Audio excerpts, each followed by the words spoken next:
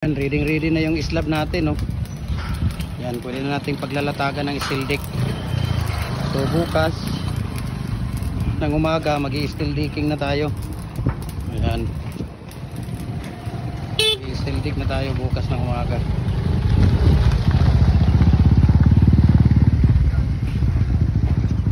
Yung steel deck natin ready na. Dito na yung steel deck natin. Long span po siya, 15 meters.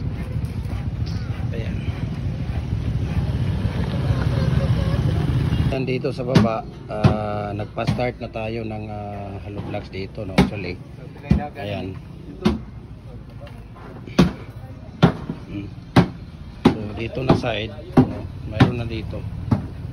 So number 6 yung hollow block natin na ginamit dito sa sa underground natin. Ayan. Sa kabila. Number 6 na hollow blocks ang gamit natin. So ngayon titirahin nila yung banda doon, saka dyan, tapos dito. Yan yung babanatan nila ngayon.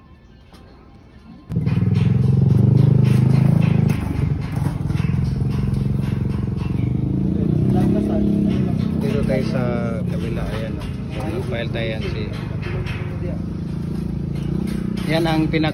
yan ang purma namin dito, si Jason, engineer namin, Jason number 14. Yan ang pinaka-engineer namin. Gano yung naka-blue.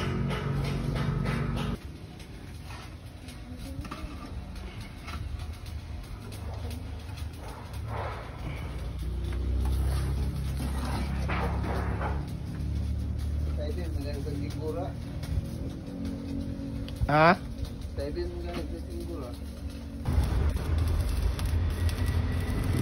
Yung vertical natin, welding natin vertical sa horizontal.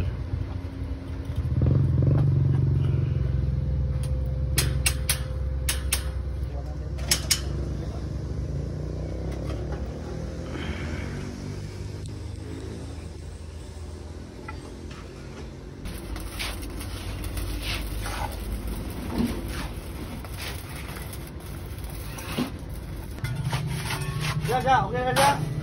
Ingat mo ha.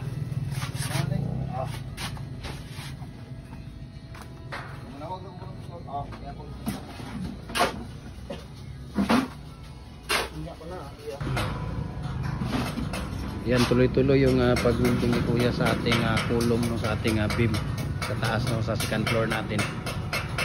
Yan si Kuya.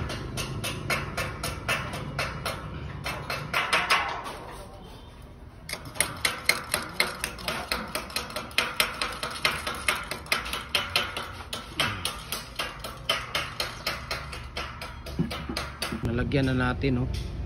Mayroon lang butas dyan, ayan, oh, dahil nilagyan ko ng daanan, ayan, dahil mahirap, underground to.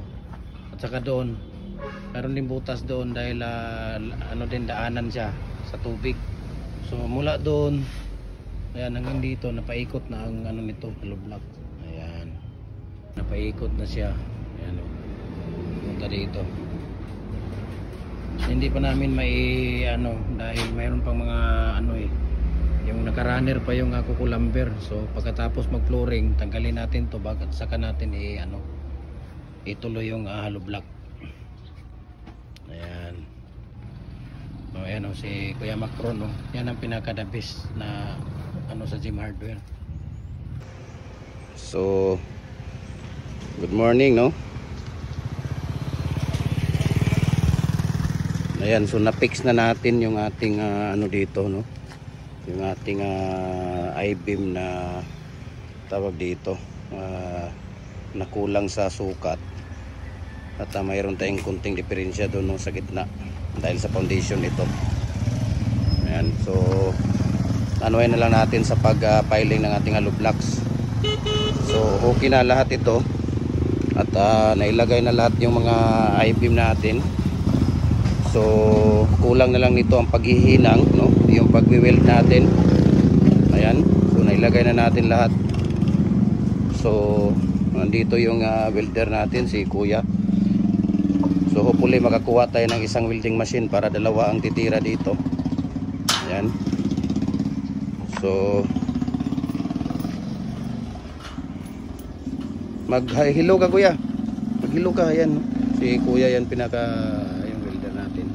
Dalawa sila dito ni Papa.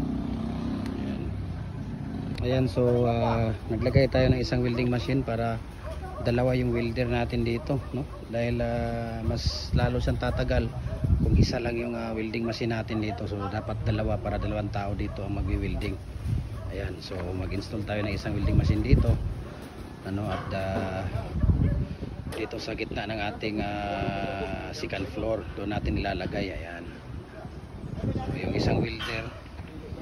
isang welder natin ay nandito, naghihinang na siya dito. Nakahinang na dito si Kuya. Ayan.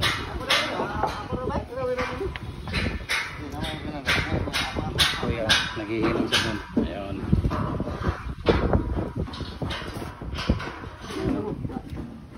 Ayan yung isang welder natin. Ayan, magandang umaga po. So sinimula na po natin, no, yung order ni Kuya Wilson Welcome na 200 pieces na pins concrete post na 4x4 by 8 feet. So ito po yung special order na yan. So makikita nyo, special order po niya ito. Yung mating na ipalagay lang niya na pang ano, yung lagayan ng barbed wire ay ano lang, 5. 1, 2, 3, 4, 5. Yung 3, 3 feet, more than 3 feet siya. 1, 2, 3, yun ang pangbaon niya, no? Ibabaon niya 3 feet. Mahaba ang ibabaon niya dahil doon sa farm niya. Yan, yun yung ano ni Kuya Wilson Welcome, no? So kulang-kulang 100 na po yung nagawa namin, no? Na ano, ayan. Nagawa namin na mating art. Dahil matagal po ang paggawa ng mating art. So ito pa yung iba. Ayan, kung makikita ninyo. Yan po. Natapos na, no, yung iba nandoon. Yan yung mga natapos na niya. Ayan, so ito yung order, no. Dito tayo, order ni Kuya Wilson Welcome. Ayan. So ito yung paggawa ng stirrup natin sa mating art na order niya na 4x4 by 8 feet. Napakita mo nung pagkatapos. Ayan. So yan ang order ni Kuya Wilson Welcome. Ayan, so thank you so much. God bless po. Ayan. Ayan, no, alas 4:30 na, puspusan ng paghihinang ng ating dalawang welder. Ayan, no, si Kuya nandoon. Ayan, no. Ito pa sila, oh. Grabe yung paghihinang nila dito.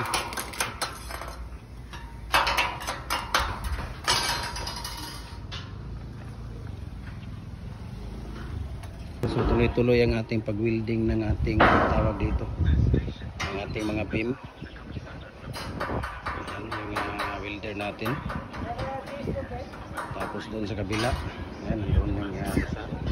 Tapos dito yung isa, si Kuya, ito yung panday natin para runner, no? Gumawa siya ng runner sa ating steel deck. Ayan, gumawa siya ng runner dyan sa ating steel deck. Ayan, no? So dyan natin i-runner, tapos puputulan natin mamaya yan, no?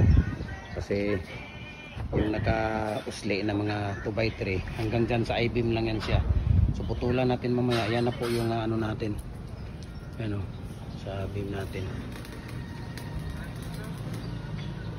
Ayan, so nagpa-runner na tayo, no? Nagpatakbo na tayo ng 2x3 dito sa ating tawag dito sa steel deck, no? Then maglalagay natin ng steel deck dyan, no?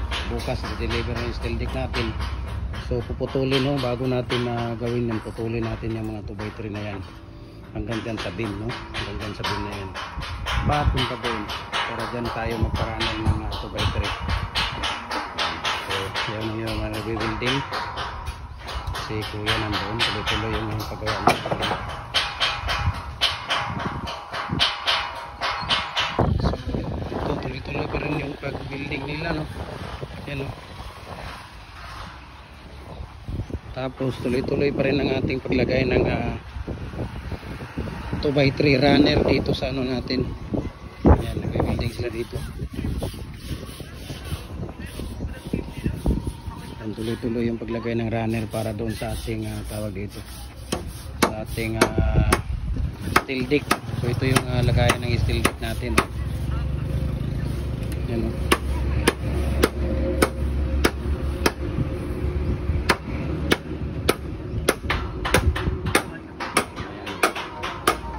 Dito sa kabila si kuya, ito si kuya. Ayan. So putol na dito si kuya, so tingnan mo. So dyan dadaan yung steel deck natin.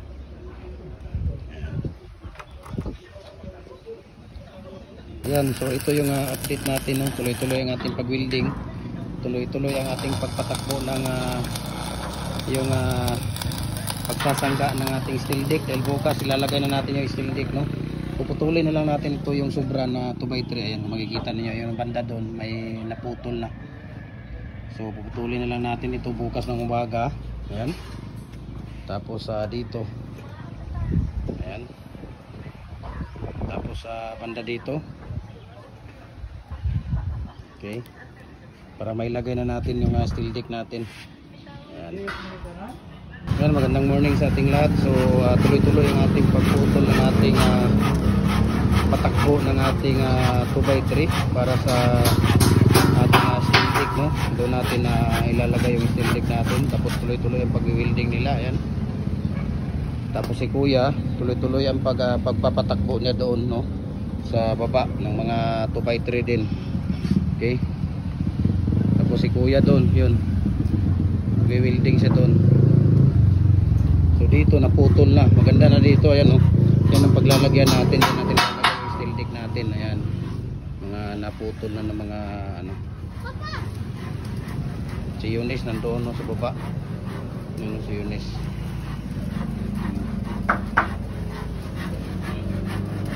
So ilalagyan natin ng concrete pouring, yung tawag dito yung H-beam natin, yung gitna, kasi dito natin ilalagay yung ating steel deck, no, papunta doon. So yung mga nakatihaya na mga H-beam natin or wide plans, nilalagyan natin ng concrete pouring. So ako ngayon ang mason dito, at saka si Kuya Junri. Kuhanan mo si Kuya Junri ng video. Ayan, yung dalawa. Ayan, sige na, okay na. Kung busing, oh. Kung busing, gigutom na. Gigutom na kung busing, oh. Alas 10 pa lang. Gigutom na kung busing, alas 10 pa lang.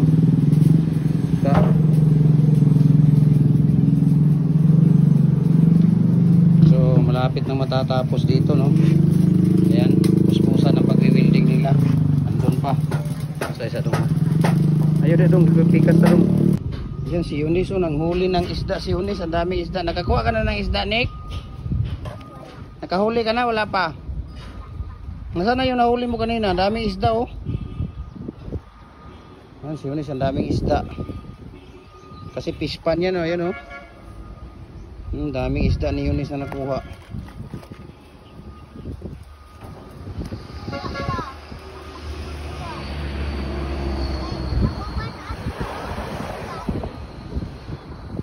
Harapit.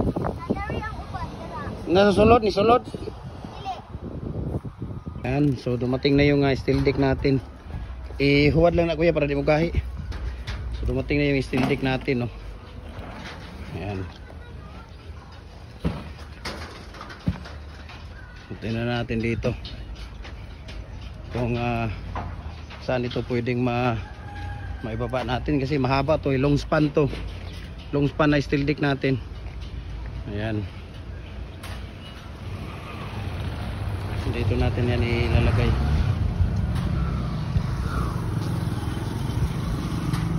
Go! Sige na kuya, dati!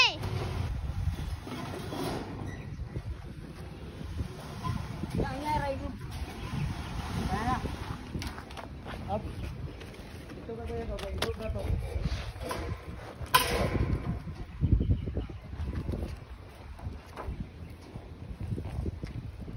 Putol-putol lang, putol-putol.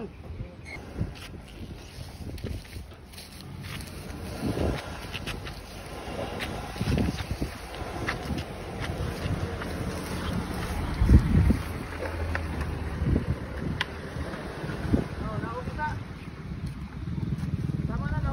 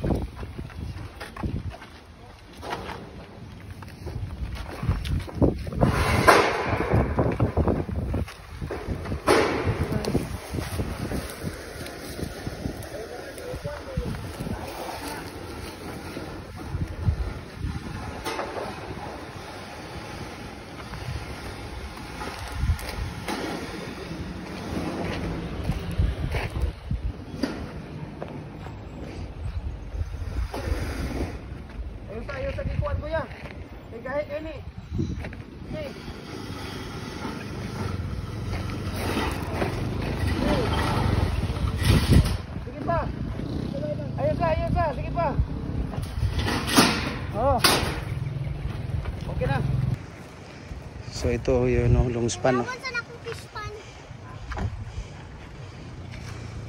Hello? Ano si Eunice, oh. Hey. Sama-sama si Eunice dito. Oh, kunin mo to. Nara kuya, oh, nabali, oh. Ano, oh. Kana siya. Oh. Duha pa na siya ka buok. Duha pa na siya ka length. Kanina lagi kina siya diya.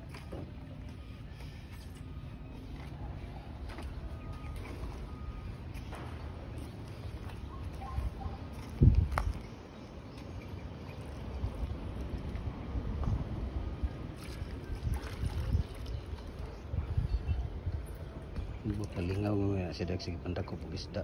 Dagan kayo isda, Nick. Dagan isda, Nick. Di mo pa na ko. Ayan, so magandang hapon. So almost ready na yung ating islab. So bukas iaangat na natin yung ano natin. Iaangat na natin yung steel deck natin. Ayan, so bukas. So ready na yung islab natin, no. Ayan, kung makikita ninyo. Ready na. So bukas ng umaga mag-aangat na tayo ng steel deck. Yung steel deck natin ready na rin nandoon, no.